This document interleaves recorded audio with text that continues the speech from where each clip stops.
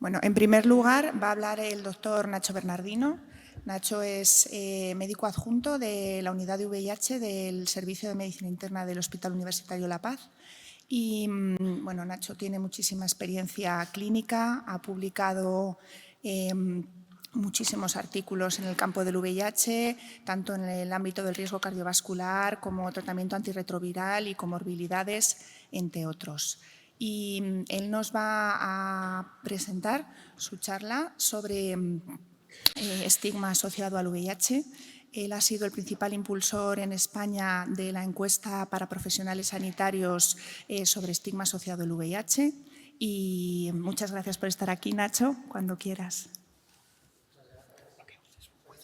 Por estar aquí, muchas gracias a todos por estar aquí en el último día del Congreso y gracias a la organización por organizar esta mesa.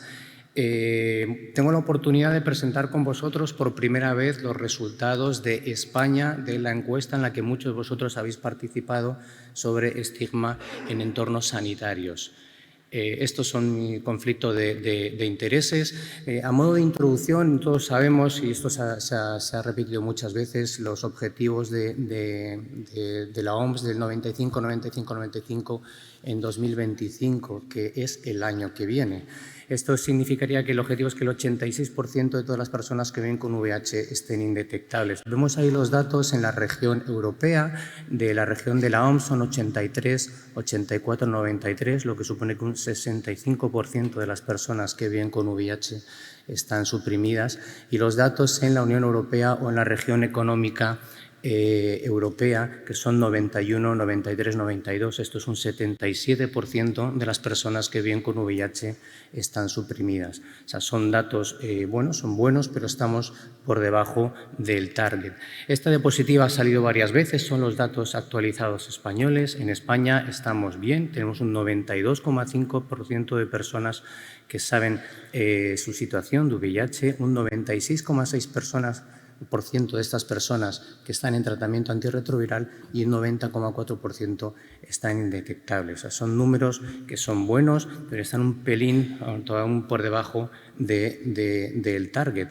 Y una cosa importante, aquí también se dijo, fijaros, el número de nuevos diagnósticos de VIH a lo largo de los años. Es verdad que en el 2010, 2014 estábamos en torno a los 4.000, un poquito por encima de los 4.000. Hubo después un poquito bajo, pero fijaros que en los últimos 4 o 5 años persistentemente seguimos teniendo 3.000 nuevos diagnósticos de infección de VIH en España. Tenemos en cuenta que los objetivos de la OMS eran una disminución de un 75% de reducción de las nuevas infecciones por VIH en 2025, que vuelvo a repetir, es el año que viene. No estamos ahí. Hay muchos factores que pueden explicar esto, y esto se ha hablado mucho, y uno de los factores que podría explicar esto, un aspecto podría ser el estigma, que es uno de los grandes, digamos, de los grandes desafíos que tenemos en nuestro campo profesional.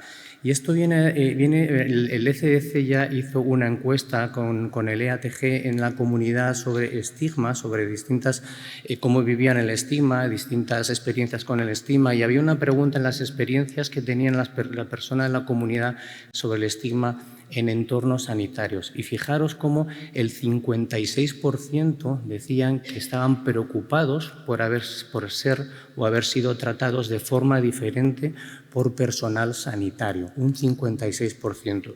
El 26% decían que eso lo habían experimentado en el último año. Y fijaros otra pregunta importante, un 36% de los encuestados reconocían haber evitado o no haber acudido a los centros sanitarios por miedo a ser tratados de forma diferente. O sea, esto podría en parte explicar que hay cierto grupo de población que no llega a los entornos sanitarios. Incluso, a lo mejor, en sitios como en España, en los que el acceso al sistema sanitario es mejor que en otros lugares. Tenemos también datos aquí en España y el grupo de María José Fuster, y aquí Carlos Prats presentó esta encuesta el año pasado en en el Congreso Europeo, preguntando sobre el estigma que habían sentido en entornos sanitarios. Fijaros que un 12,7% en centros, digamos, donde no eran específicos de atención a personas con VIH y un 9% en los centros específicos de atención a VIH reconocían que habían sentido situaciones de evitar el contacto físico o tener precauciones habituales. Y hasta un 6 o 7% reconocían que los profesionales sanitarios les habían recomendado no tener relaciones sexuales. O sea, el sexo no era recomendado simplemente porque tenían la condición de vivir con VIH. Estas son cifras, pues la verdad es que son ciertamente preocupantes. En este sentido, sabéis y muchos habéis participado que el ECDC lanzó una encuesta auspiciada por el ECDC y por la Sociedad Europea para ver el estigma que había respecto a la infección VIH entre profesionales sanitarios y en entornos sanitarios. España fue el cuarto o quinto país con mayor número de respuestas en toda Europa. Tenemos 1.167 respuestas y os voy a presentar aquí los resultados que vimos. La verdad es que el 69, casi 70% de las personas que respondieron eran mujeres. La edad de las personas que respondían estaban en 35 y 45 años. Mayoritariamente eran médicos, un 45% eran médicos, pero había un 26% de personal de enfermería y un 9% de otros profesionales de salud, y luego había otros menos. El principal centro de trabajo donde respondía la gente eran centros hospitalarios, veis ahí un 72%, y un 21% eran centros de atención primaria. Es interesante decir que el 22% eran personas que trabajaban en servicios de enfermedades infecciosas y había un 20%, un 15% en atención primaria, pero el 60% de las personas que respondían no tenían ningún contacto con personas que viven con VIH. Ante una primera pregunta sobre formación del personal sanitario, el 75% reconocían que tenían formación sobre el proceso del consentimiento informado, privacidad y confidencialidad. Yo creo que esto es fundamentalmente por la ética de la investigación, por los comités de ética, no relacionado con otro tipo de áreas. El 58% había recibido formación sobre el control de infecciones, incluyendo la profilaxis post-exposición, pero fijaros que solo el 33% de los profesionales reconocían haber recibido formación sobre estigma y discriminación en el campo del VIH, solo el 33%.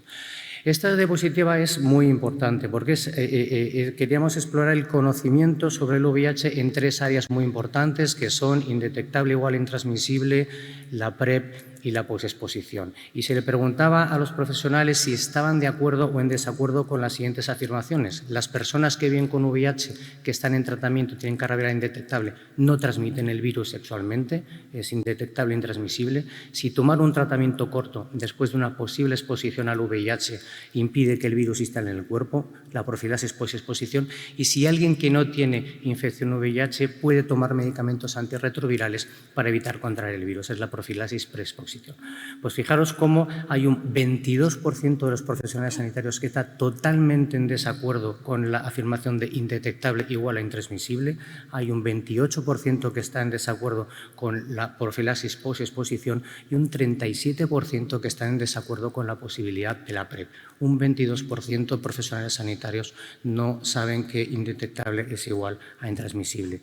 Aquí a la izquierda de la imagen lo vemos, si vemos, por ejemplo, el nivel de conocimiento, siendo nivel alto que has respondido bien a las tres preguntas, nivel medio a 2, nivel bajo a 1 o que has fallado a las 3, fijaros que un 37% de los profesionales sanitarios en nuestro país tiene un conocimiento muy bajo o inexistente sobre estos tres aspectos, y esto es muy importante. El nivel de conocimiento era mayor entre los médicos, un casi 70%, 57% en enfermería y un 51% bajaba a otros profesionales de la salud. Cuando se preguntaba por si habían sido testigos de comportamientos discriminatorios observados en el lugar de trabajo en los últimos 12 meses, un 21% de los profesionales sanitarios reconocían haber sido testigos de una falta de voluntad para cuidar o atender a las personas que viven con VIH en su entorno sanitario. Un 20% reconoce que probablemente hay una peor calidad en la atención proporcionada a la persona que vive con VIH en comparación con otras personas que no viven con VIH. Y hasta un 25% habían sido testigos de una divulgación del estado serológico de una persona sin su conocimiento. La verdad es que son cifras, luego podemos comentar, preocupantes.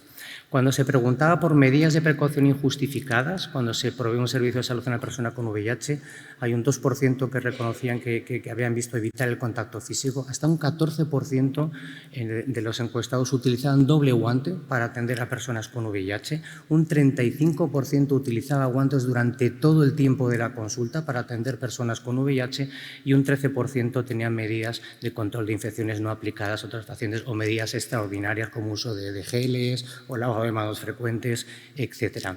Cuando se pregunta específicamente a los profesionales si hay protocolos en los centros de trabajo, específicamente, por ejemplo, en mi centro de trabajo no es aceptable hacer una prueba de VIH a un paciente sin su consentimiento. El 58% reconocía que eso es verdad, no es aceptable.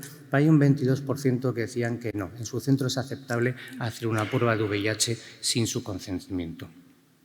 Cuando preguntábamos si una persona un profesional podría tener problemas en su centro por discriminar a personas con VIH, el 72% decía que sí, que podría haber problemas en su centro si hay discriminación, un 10% decía que no y un 20% decía que no lo sabía. Cuando preguntamos si el centro de trabajo tiene específicamente directrices escritas para proteger de la discriminación a las personas con VIH, un 18% decía que sí, un 33% decía que no y la mayoría, un 50%, desconocía si en su centro había estas directrices o protocolos escritos. Si preguntábamos en el centro de trabajo tiene una política para programar a pacientes con VIH al final de la lista de los procedimientos u operaciones, al 14% decía que sí, un 35% decía que no y la mitad decía que no lo sabía. Y al preguntar si en el centro había procedimientos o pautas recomendadas para utilizar, por ejemplo, doble guante para atender a las personas con VIH, hay un 11% que decían que su centro sí tenían esas directrices, un 53% decía que no y un 36% decía que no lo sabía. En cuanto a opiniones relacionadas con personas con VIH, aquí hay datos que son buenos, son favorables. Si se les preguntaba a las personas con VIH se les debería permitir tener una vida sexual plena, casi 90% decían que sí, que eso es correcto, que estaban de acuerdo. Cuando se les preguntaba si a las mujeres con VIH se les debería permitir tener bebés, si así lo desean, el 88% respondían que sí, que estaban de acuerdo. Estos son datos muy buenos, pero en cambio aquí a otra serie de preguntas tenemos unos datos interesantes. Cuando le preguntaba, la mayoría de las personas que viven con VIH han tenido demasiadas parejas sexuales. Si estás o no estás de acuerdo con esta afirmación, el 35% de los profesionales sanitarios están de acuerdo que las personas con VIH habían tenido o tienen demasiadas parejas sexuales. El 38% de los profesionales sanitarios están de acuerdo que las personas que adquieren el VIH es porque adoptan comportamientos irresponsables. Y el 40% de los profesionales sanitarios respondían que están de acuerdo con que las personas que viven con VIH y con carga viral detectable no deberían participar en actividades sexuales. En cuanto a discriminación, estos datos son buenos, un 7%, pero bueno, es un 7%, es un porcentaje bajo, pero todavía un 7% de los profesionales sanitarios reconocen que si pudieran elegir o si tuvieran la opción no atenderían ni ofrecerían cuidados a personas que inyectan drogas, un 7%. Esto era mucho más bajo con hombres que tienen sexo con hombres, un 1%, con trabajadores de sexo o con hombres y mujeres transgénero. Por tanto, como conclusiones, yo destacaría, no muestro estos datos, pero hay una persistencia de creencias erróneas entre profesionales sanitarios con el riesgo de transmisión de VIH. Hasta un 42% de los profesionales sanitarios están preocupados o muy preocupados por poder adquirir la infección VIH al extraer sangre a estas personas o al hacer la curación de heridas a estas personas.